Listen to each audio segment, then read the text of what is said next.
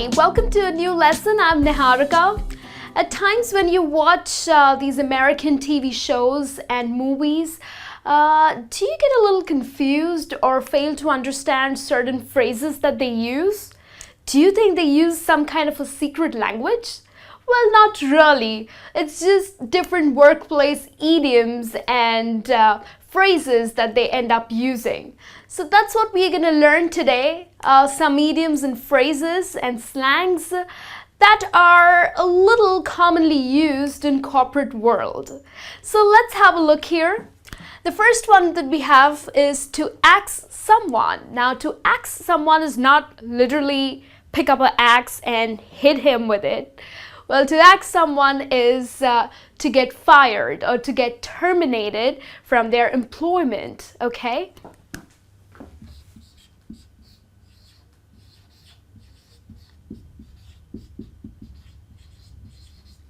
So, for example, Jane got axed because she was caught stealing from the company, or Jane got axed because she was found using social networks during working hours. Okay, so that's how you can use this. We have another one for you that is back to the drawing board.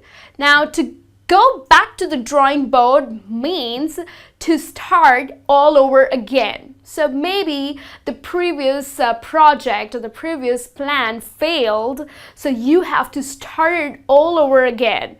So rather than saying that to start all over again, you can use this idiom that, oh, I gotta go back to the drawing board.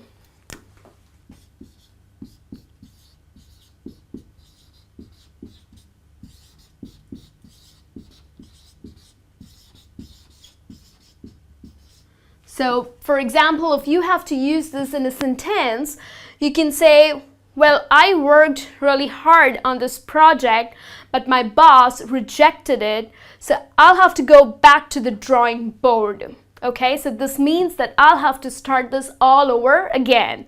Okay, then another one that we have is back to the salt mines. Now, back to the salt mines is a very common idiom used in the workplace. Well, it means that in a very humorous way or in a very funny way, it means that, okay, let's get back to the work, okay?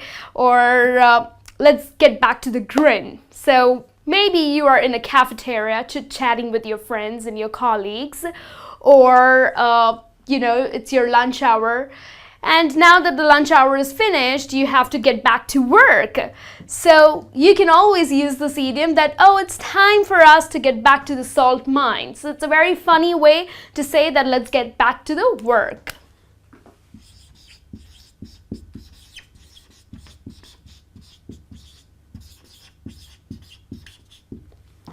All right. Then we have a blue-collar worker. This is a slang that is usually used for a person who is into a lot of manual labor. Maybe the person is into mining or construction, or maybe the person is in working at the oil fields. Okay, so basically a lot of manual labor. So we also have white-collar workers and we also have pink-collar workers. But mainly the blue-collar workers are the people who are into a lot of manual labor.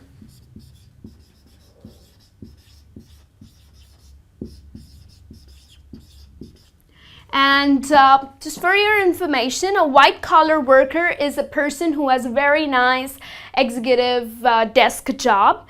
And whereas a pink-collar worker is a person whose work involves a lot of customer interaction, or they're into entertainment or sales. So those are the pink-collared workers.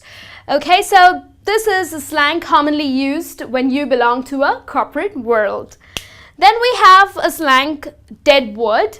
Now, dead wood literally means the dead parts of a tree, but in the corporate world, it means a person who is good for nothing, like he is completely useless, okay? It doesn't make any profits or is not helpful when it comes to work. So basically, he's good for nothing.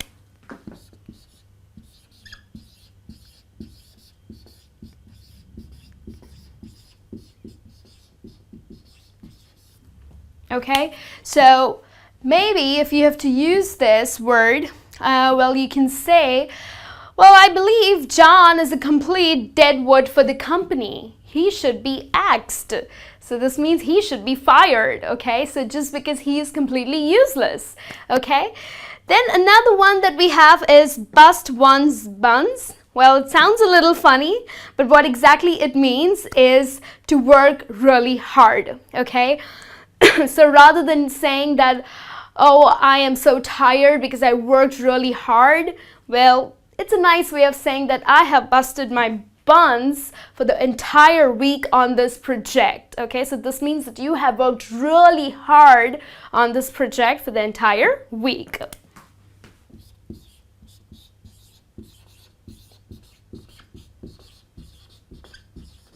Okay, so these are some common idioms and slangs that are used at workplace. Let's have a look at some more that would help you. Now here are some more slangs and idioms for you. We have bumped up. Now to get bumped up means to get promoted or also to get an increment. This means a raise in your salary.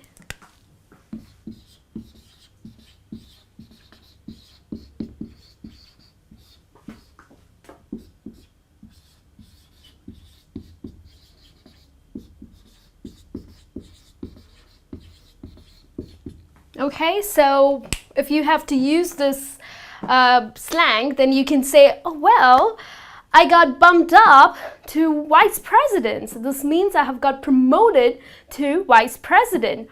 Or if you want to say that you got an increment, okay, you got a salary raise, then you can always say, oh, well, congratulate me. I got bumped up, so now I can afford a nice car for myself, okay? Then another one that we have is carve out a niche. Now to carve out a niche means to build or to focus on a very niche segment, okay, and build expertise where maybe not all are good at it or maybe nobody's good at it, but you have focused on that segment and built your own expertise, okay? So that's what we mean by carving out a niche.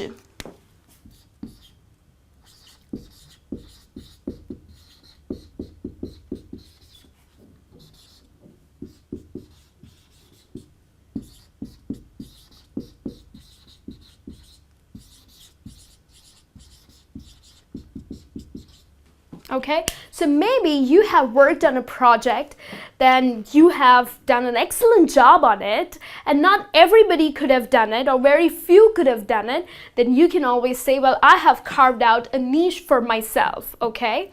So this is how you can use this idiom. Then we have desk jockey. Well, it sounds pretty interesting, desk jockey, but what exactly it means is a desk jockey is a person who is always stuck on his desk, okay? There's no activity, he doesn't go for any field work or, you know, he doesn't move around at all. He's always stuck to his desk or on his computer, okay, all day long.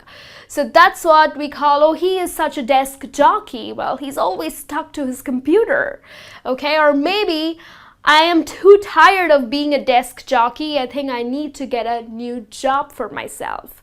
Okay? So that's what a desk jockey means. A person who's always stuck to the desk.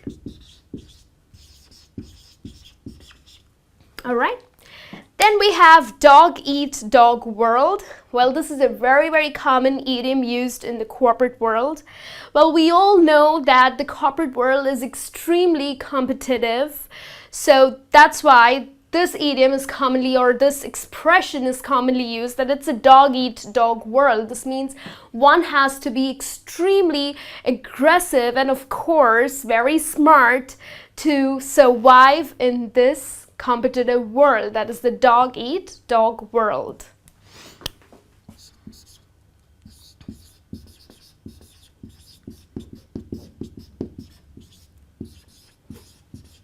So where does this reference of the word dog comes from? Well, let me explain it to you. Now, if you serve a bowl of food to many dogs, okay, there are almost like, say, 6 dogs, okay, and you serve one big bowl of food to them, well, of course, the next step for these dogs would be to pounce at the bowl, okay, and just grab whatever they can, okay.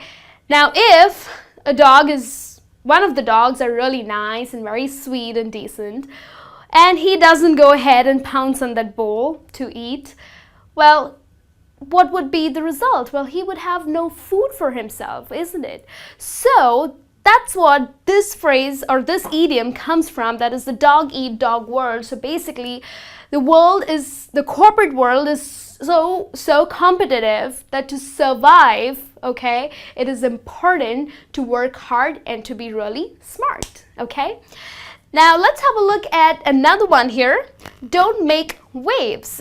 Now, don't make waves. It is a very negative idiom. Well, it means that don't make trouble. Okay, if someone says that to you, make sure you know it that, okay, this person is being a little negative about this, okay? So don't make any trouble or don't make any difficulties. So for example, you are a new person, okay, in the company, and your colleague comes to you and says, hey, you are working on this project with me, but make sure you don't make any waves. So this means make sure you don't create any difficulties. So he's being a little negative, okay, and a little rude, okay?